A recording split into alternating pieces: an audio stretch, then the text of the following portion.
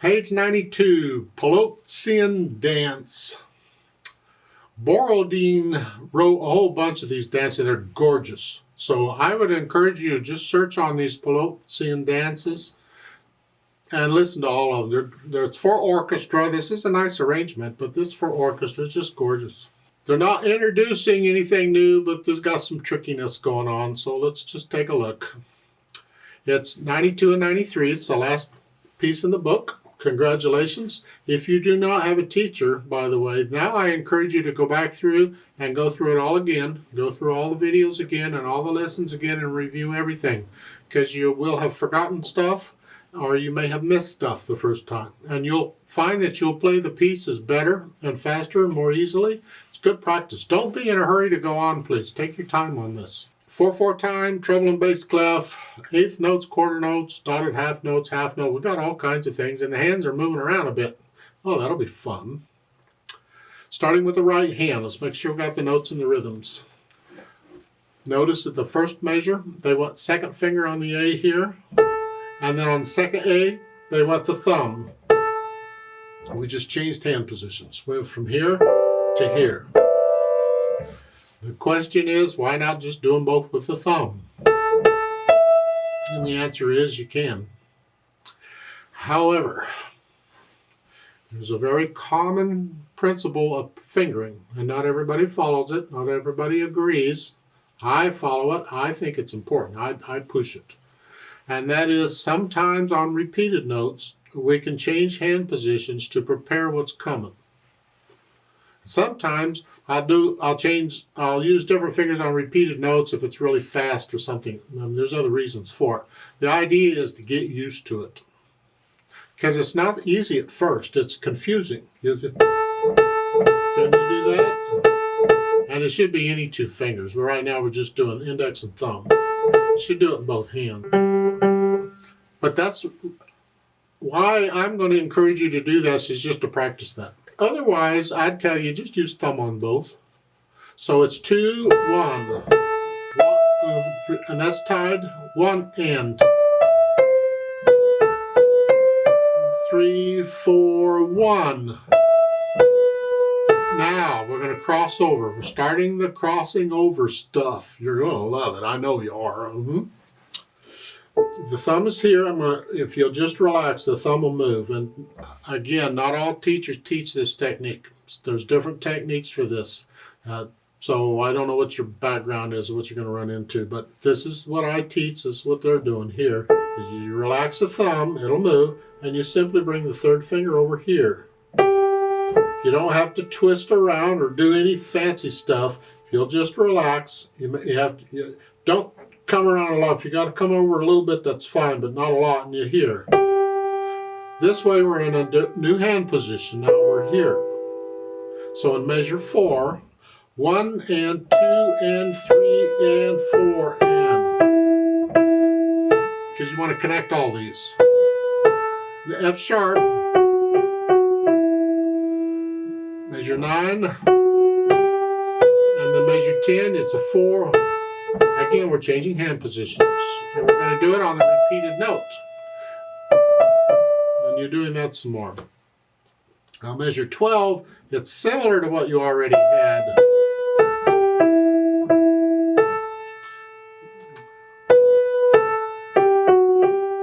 Because it is the same, isn't it?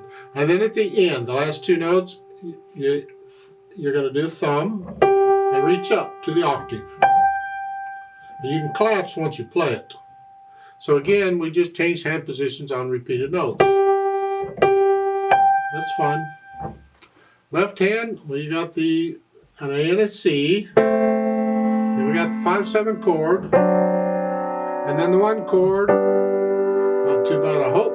That's about all I see for the left hand. Well, the right hand's got enough to think about. That's okay. So at the beginning, you put the hands together. You're starting here, and then thumb. 4, 1. So that's tied in the then. So again, the first two measures on the rhythm. 1 and 2 and 3 and 4 and 1 and. 2, 3, 4, 1. That's a rest in the right hand.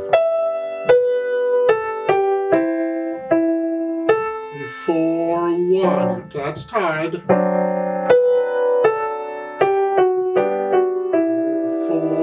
and the rest the right hand.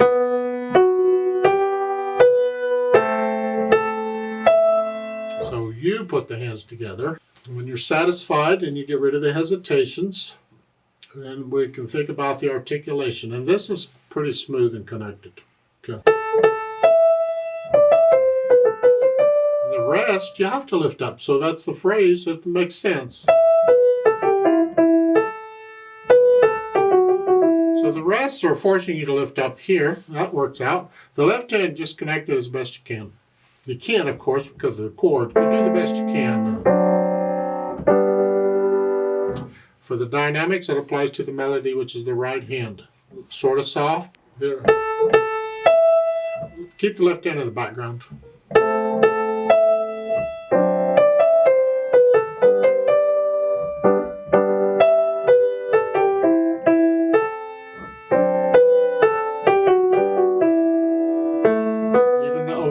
Measure 7 and 8.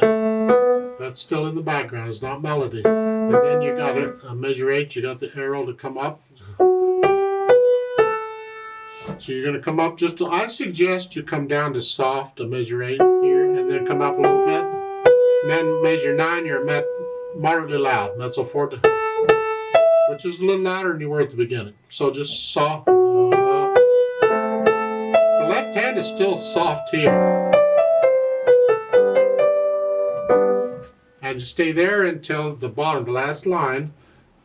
It's what, measure 14 or whatever. You hairpin to come back down. You're sort of loud.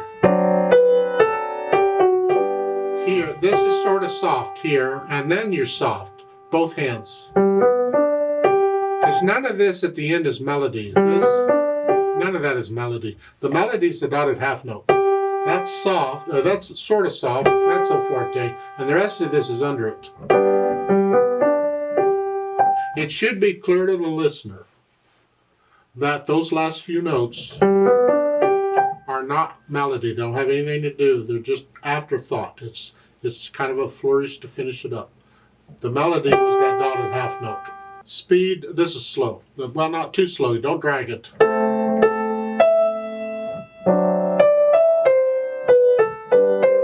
See, the eighth notes seem kind of fast, but you've got longer held notes, half notes and so forth, and you don't want those to last too long, so it's kind of a balance between them. So you speed it up a little because of the half notes and all, but you slow it down a little bit because of the eighth notes. So again, you can find recordings of this, and listen to multiples because you will hear played at different speeds and different interpretations. It's interesting. Now finally, they've added pedal. You don't need pedal, you can do it fine. But we'd go ahead and add pedal. Again, this was an orchestra. It'd be nice to have the overtones, the full sound. But we don't want to get it mushy and blurry, so we have to be careful. Understand the effect the pedal is having. Here, for the most part, they're adding overtones to help reinforce like the main theme. There. And we can't pedal the eighth notes. They'd like to, but they can't. Here. And sometimes we're going to pedal to help connect the chords, because we can't connect them without it, so we use the pedal. It's going to be lag pedal, push the notes down first, and then the pedal. And I got some suggestions. So at the beginning, I push the notes down and then the pedal. I'm going to lift the pedal right after I play the chord in the next measure. So I want to connect this and this. So I'm going to have pedal is down and then I lift up. That way the chord's connected.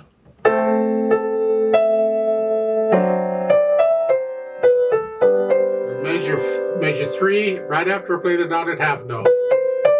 Here, and leave it down. I'm going to suggest you lift it up. I want to hear the rest in measure 4. I want to hear it. So lift it up right after you play the chord. So again, in measure 3, you're here, down. Now, I want to hear the rest here. And you don't need it for this.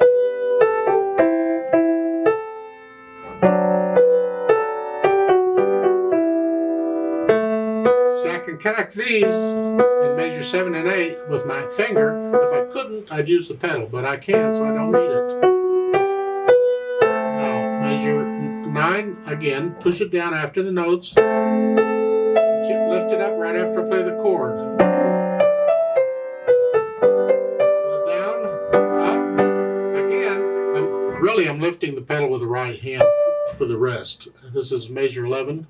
Here, up.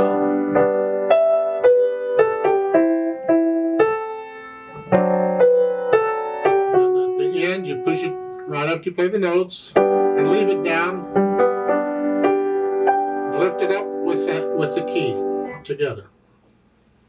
That's my impression of the pedal.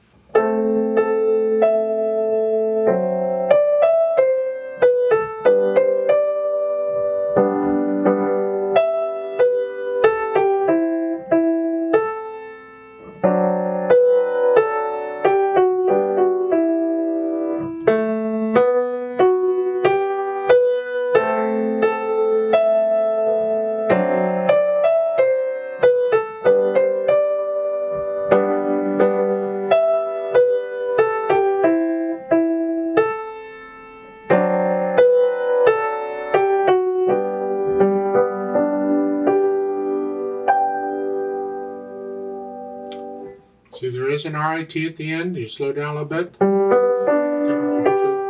Just slow down a little bit. The last note will sound like it lasts longer than 4 beats, but that's because you're counting slower. Let's play it together slowly and double check the notes and the rhythms. I'm not going to do any dynamics, just notes and the rhythms. I'm going to play both hands about the same. I'll give us 4 counts, and I'm going to pedal it as I suggested. 1, 2, ready, go. 3,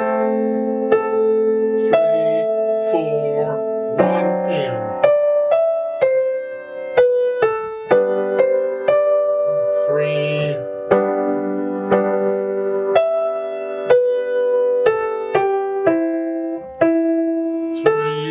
4,